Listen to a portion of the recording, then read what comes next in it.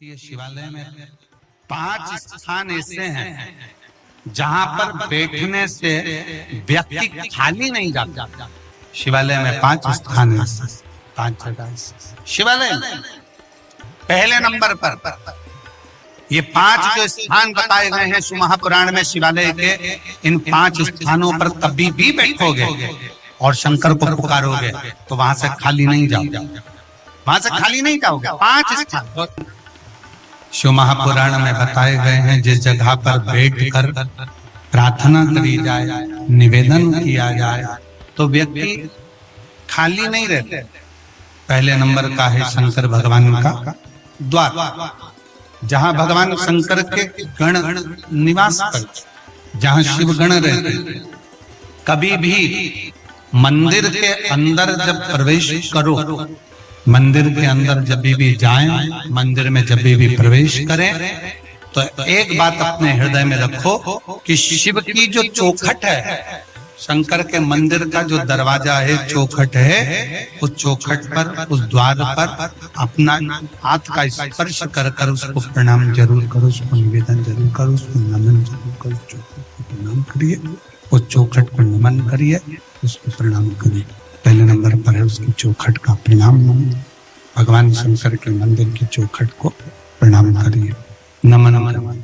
कहते हैं शिव मंदिर के चौखट का, दरवाजे का, द्वार का दर्शन मणिभद्र, जो शंकर भगवान के दरवाजे का द्वारपाल है, मणिभद्र जो शिव जी के दरवाजे का द्वारपाल है, दरवाजे का दर्शन करने वाले को मणिभद्र अपनी ओर से शिव आज्ञा से कुछ ना कुछ देकर भेजता जरूर है, खाली नहीं भेजता। मणि। दूसरे नंबर पर नंदी हॉल, दूसरे नंबर पर है नंदी का हॉल, जहां नंदी विराजमान होता है। शिव जी के मंदिर में जहां नंदी रहता है, नंदी का जो हॉल होता है, जहां नंदी विराजमान है, नंदी बैठा हुआ है, नंदी जिस हॉल में है वो नंदी हॉल। वो नंदी मंदिर में शंकर के जब भी जाए, शिव के मंदिर में जब भी पहुंचे तो जहां नंदी विराजमान, उस नंदी हॉल में, नंदी के नजदीक में 2 क्षण बैठो।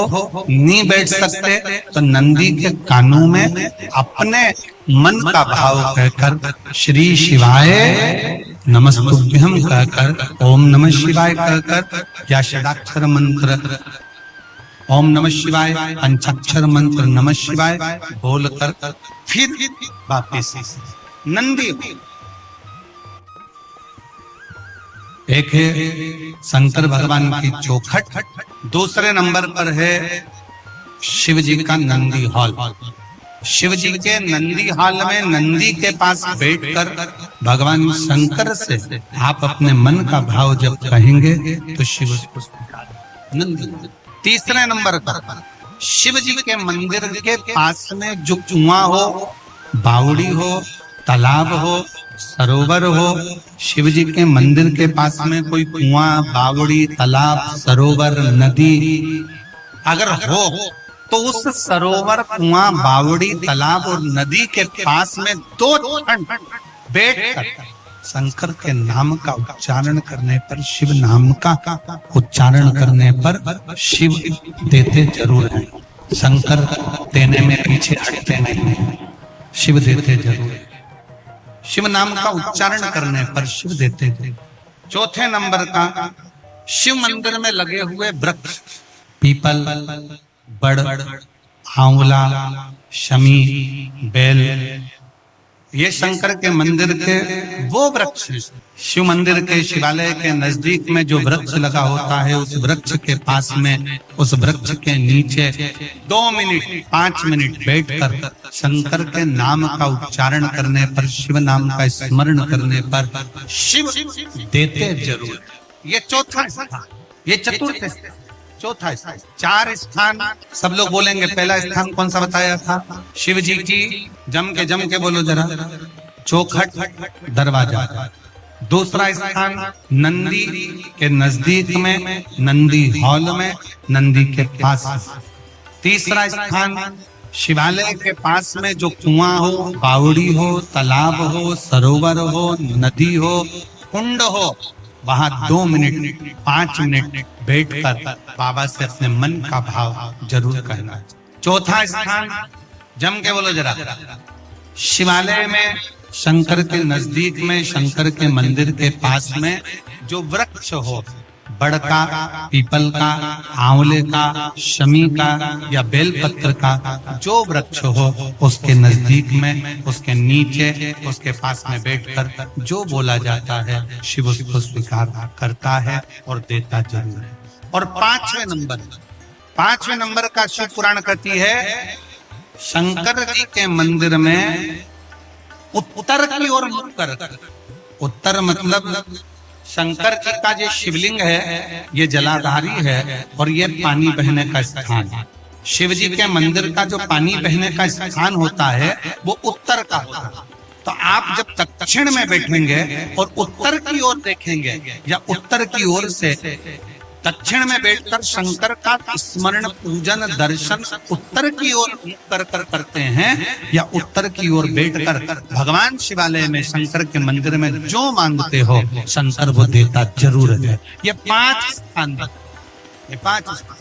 शिवालय में बैठकर, शंकर के नजदीक में बैठकर, शंकर के पास में बैठकर यहाँ शिव से प्राप्त किया जा सकता।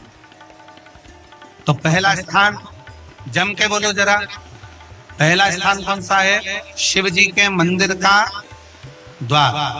दूसरा स्थान, नंदी के नजदीक में बैठकर नंदी का हॉल। तीसरा स्थान, जलाशय, कुआं, बावड़ी, तालाब जो शंकर के मंदिर के बिल्कुल नजदीक हो या शंकर के मंदिर में हो या शिवालय।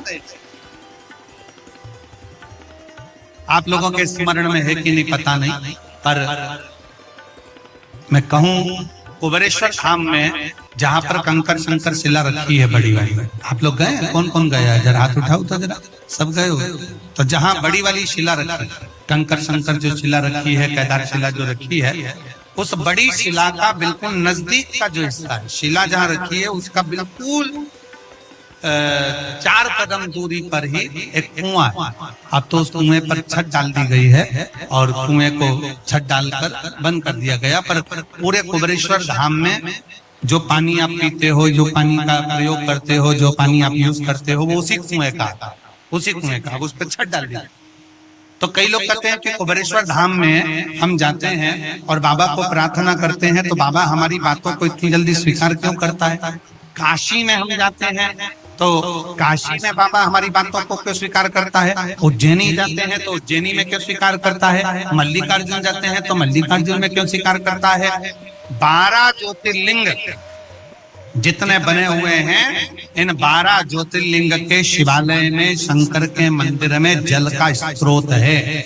जैसे विश्वनाथ जी के मंदिर में, काशी में ज्ञान वापी है, जैसे उज्जैनी के अंदर महाकाल मंदिर में ही सरोवर है, जैसे मल्लिकार्जुन में जब दर्शन करने जाते हो तो पास में एक कुआं है, उसी तरह प्रत्येक शिवालय में भीमाशंकर चले जाओ, त्र्यंबकेश्वर चले जाओ, तुम्हारी मर्जी पड़े जिस ज्योतिर्लिंग में जाओगे, आप केदारनाथ जाओगे तो ओम कुंड है, ऐसे जितने जितने ज्योतिर्लिंग का दर्शन करोगे, प्रत्येक ज्योतिर्लिंग के नजदीक में, ज्योतिर्लिंग के अंतर्गत, ज्योतिर्लिंग मंदिर के अंदर एक ना एक शिवालय के पास में जलाशय रहता है। वो जलाशय क्यों रहता है? उस जलाशय के अनुकूल जब हम अपने मन की कामना करते हैं, वहां बैठकर आराधना करते हैं, तो भगवान शंकर पर उस जलाशय का जो पानी शिव पर चढ़ता है तो हमारे मन की तरंगे शंकर स्वीकार कर कर हमारी झोली भर देते जितने चला। और हमको बड़ी खुशी हुई जब हम कांकेर के माँ शीतला के कांकेश्वरी मंदिर में जब हम दर्शन करने के लिए गए, वहां पर शंकर का शिवलिंग भी है। तो वहां जब हम दर्शन करने के लिए गए तो हमने देखा कि ऊपर एक छोटा सा कुंड बना हुआ, छोटा सा झील, और हमारे जैन साहब कह रहे थे कि वो एक नहीं 2 है, 2 झील। जैन साहब बता रहे थे कि वो गुरुजी वो दो झील है, दो बहनों का कुछ ऐसा क्रम आपने बताया था जैन सामने, वो हमारे स्मरण में तो इतना नहीं है, पर उन्होंने कहा कि वो दो झील है।